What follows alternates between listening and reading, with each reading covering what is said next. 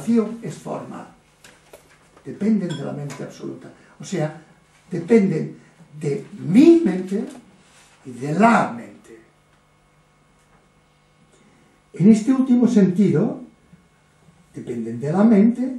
En realidad, se puede hablar de dependencia cuando no hay dualidad alguna entre la forma y la mente. En la no dualidad no cabe dependencia de ningún género. La mente, que es mi mente, no es simplemente mente porque depende de la forma. Si no hay objetos, no hay sujetos. Con palabras muy precisas dice Bodhidharma: la mente y forma, sujeto y objeto, se crean y se niegan una a la otra. La mente crea la forma y la forma crea la mente. O he dicho en otros términos, el sujeto crea el objeto y el objeto crea la condición de sujeto. Pero a la vez, la mente y la forma se niegan una a la otra, porque se niega una a la otra su realidad autónoma. Igualmente, la noción de que existe se hace en relación a lo que no existe, y a la inversa, lo que no existe en relación a lo que existe. Comprender la naturaleza dualizadora de nuestra condición lingüística nos lleva a la verdadera visión. Desde la verdadera visión, nada es visto, porque nada tiene entidad propia. La forma es vacío. Pero también nada es no visto, porque el vacío es forma. El vacío es visible en las formas. Esa verdadera visión penetra en las 10 direcciones sin ver, porque nada es visto. Y la razón es contundente, porque no visto, el vacío, no visto, entre comillas, el vacío, se ve. Porque es visto, la forma no se ve. Repito, no es visto, el vacío se ve, y se ve en la forma, porque no hay dualidad. Y es visto, la forma no se ve, porque es el vacío, que vacía la forma. El vacío se ve en la forma, porque la forma es vacío con mayúscula. Y porque el vacío con mayúscula se ve en la forma vista no se veía. La forma se ve como forma, pero como forma del vacío.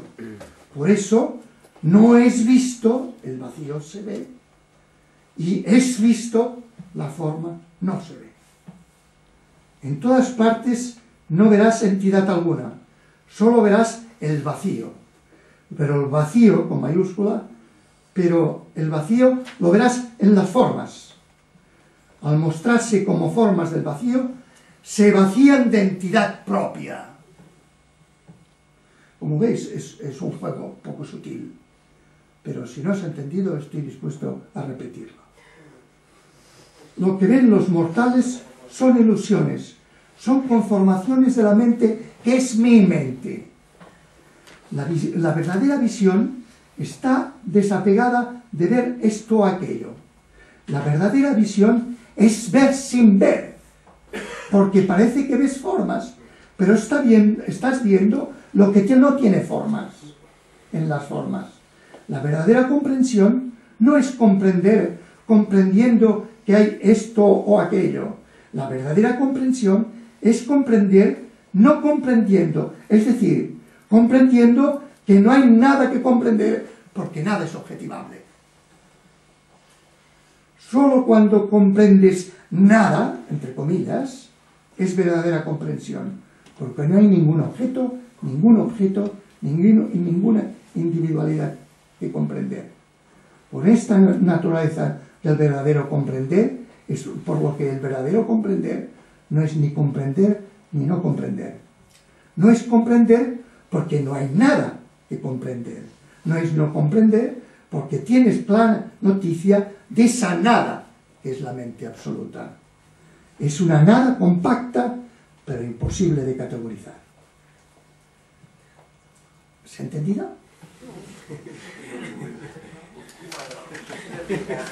Lo repito sintéticamente. Es simple.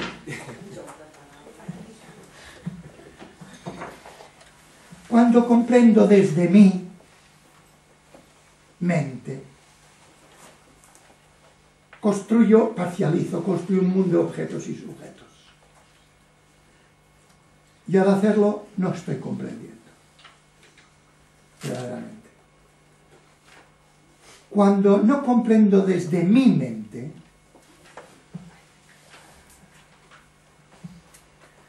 lo que no es visto,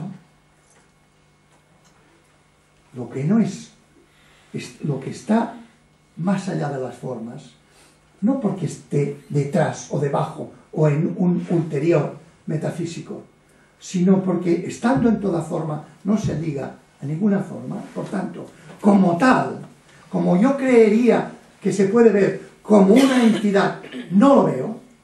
El no es visto, lo veo, porque lo veo en las formas. Las formas son el no es visto. En cambio, cuando veo en las formas el no es visto, no veo las formas, porque las formas se vacían al ser vistas desde el no es visto. ¿Comprendéis? Pero esto es una experiencia fenomenológica, eso es fenomenología, ¿no? Sí. Bueno, esto no es ontología, eso es fenomenología. Esto son datos del proceso de intentar silenciar el propio ego. No sería estrictamente fenomenología en el sentido filosófico occidental, porque no, simplemente los fenómenos que yo percibo, ¿no? Son fenómenos que tú puedes acusar, ahí está, pero que no puedes describir. No puedes describir, porque al describir volverías a caer en aquello de lo que has intentado salir. Por eso dice, el vacío es nada, pero es una nada compacta. Sí, pero si tú dices, cuando yo veo la nada, no veo las formas, decía. Claro. Y esto, yo he leído de otros autores experiencias no duales, y en sí la representación del mundo exterior, la fotografía queda igual. Sí. En ese sentido sí ven las formas. Sí, claro. Entonces esto es un poco engañoso si tú dices no ven las formas. No, sí las ven. Sí, ¿no? pero, además no podrían vivir sin ver las formas. No, es decir, aparte de esto, es evidente, es pero evidente. es que decir entonces que no ven las formas es evidente. eso es poco difícil de entender. No, pues lo intento explicar. Cuando digo que cuando lo no es visto en las formas permanecen, pero se vacían de entidad autónoma. Pero las formas permanecen. Y las formas permanecen quiere decir que permanece el sujeto, objeto, el mundo que hay que construir, que hay que manejar, todo eso permanece. Sí, pero más que vaciarse de entidad, se vacían de utilidad. No, de entidad. Pero de utilidad también. No, espérate, a ver, precisemos. De entidad autónoma. De entidad no, porque son el vacío, y el vacío es nada en cuanto a algo objetivable, pero no es la nada. Sí, sí. Por lo tanto, se vacían de entidad autónoma. Es decir, si yo veo al no visto en mí, en esta forma se vacía de entidad autónoma, permaneciendo como la manifestación misma del vacío, por decirlo en términos hindús. Como la afirmación aquella, la forma es vacío, el vacío es forma. Ni una ni otra desaparecen, pero no hay dualidad ninguna. Y no hay objetividad ninguna al separarlas. Por lo tanto, puedo afirmar que yo, viendo al no visto, al absoluto, vacío de entidad a lo que se creía ser una entidad autónoma. No de forma, no de lógica propia, no de necesidad de tenerlo que manejar, etcétera, etcétera, según las leyes de la ciencia, tecnología, de la estructura de la sociedad, de la evolución, en absoluto. Pero ya lo hago, si me permites que lo explicite con terminología cristiana, ya no lo hago desde desde mi ego, sino desde mi ego muerto y desde la unidad con el Padre. Y en ese sentido, cuando yo me siento uno con el Padre, me vacío de entidad propia. Lo que pasa es que, dijéramos, en la mitología cristiana eso no es concebible, porque se mantiene siempre del ámbito de la dualidad, porque es expresión mitológica. Los místicos sí te lo dirán. Pero es vaciarse de entidad propia, es decir, vaciarse de objetividad, de subjetividad como cosa, como entidad, no como forma, que continúa existiendo porque es el vacío. Es lo que es. Pero claro, está detrás del supuesto de que vemos a otros como entidades autónomas. Y ese supuesto yo no lo acepto. Aunque no estés iluminado, yo no tengo necesidad de verte aquí como entidad autónoma. No lo necesito. Yo te puedo ver a ti simplemente como a la confluencia de una serie de procesos energéticos, informáticos o psíquicos, y tú eres una confluencia como los otros, ¿no? Pero no necesito verte. A mí no, pero tendrás que ver esa confluencia o la confluencia de otras confluencias. No te saldrás de la objetivación, no te saldrás de la dualidad, no te saldrás de pero no tú... como es que estamos hablando del concepto de entidad autónoma. Bueno, y esto es igual, no tendrá la entidad de un individuo que yo me supongo, porque la filosofía y la ciencia me ha diluido. Sí. Esto es evidente, pero habrá la entidad de la línea de cruces de una serie de causas y efectos. Y eso todavía es entidad, desde el punto de vista que se plantea aquí. Eso todavía es entidad. Aunque desde luego ya no es la entidad de la vida cotidiana. De la vida cotidiana yo he de suponerme un sujeto y tú otro, si no, no vamos a poder operar de ninguna manera. A pesar de que científicamente o filosóficamente sepamos que ni tú ni yo. ¿Me entiendes? Pero aquí da un paso más. Da un paso más. De acuerdo. Si utilizas tu mente para estudiar la realidad, vuelve el autor nuevamente a una idea capital y mayor del Zen que ya nos avanzó en la sesión anterior y que ahora reitera. Con la mente no se puede estudiar la realidad, del mismo modo que lo infinito no puede comprenderse mediante lo finito y lo absoluto con lo relativo. Ya hemos ido viendo a lo largo del texto, de cabo a rabo, que el Zen posee un marcado carácter práctico y directo, radicalmente anti-intelectualista. La vida no se piensa, la vida se vive. Zen es despertar, y una vez que se ha despertado, caminar o sentarse, estar de pie o descansar, amar o dormir, se nos decía en la sesión anterior, todo es Zen.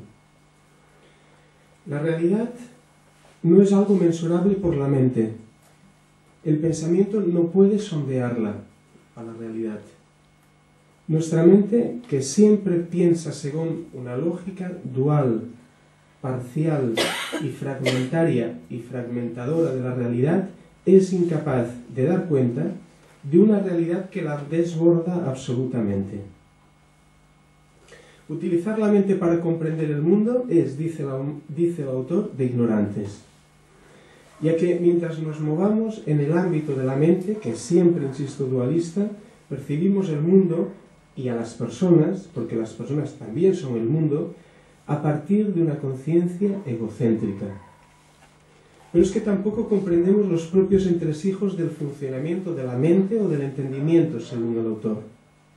¿Significa todo ello que Bodhidharma inste a amputarnos la mente? Aquí seguramente vendría bien la distinción que hace Marián entre mente, mentes, etcétera, etcétera. En modo alguno.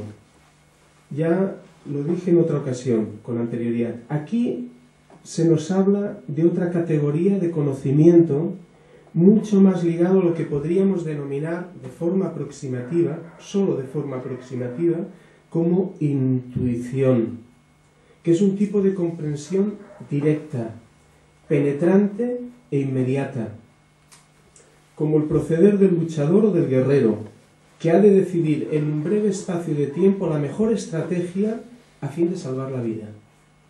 Dicha intuición zen